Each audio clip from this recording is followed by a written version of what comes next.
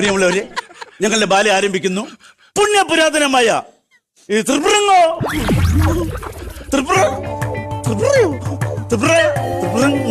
ഇങ്ങോട്ട് ഇത് എങ്ങോട്ടായി പോണം?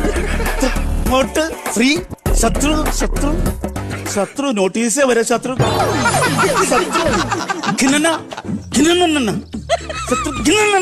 ഇത് സ്റ്റാർട്ടാവുന്നില്ല.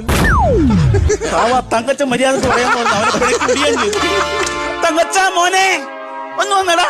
എന്നാ നീ മൈക്ക് ഹലോന്നു പറഞ്ഞടാ. ഹലോ. അയ്യോ എന്നാ ബേസാണ് നിന്റെ.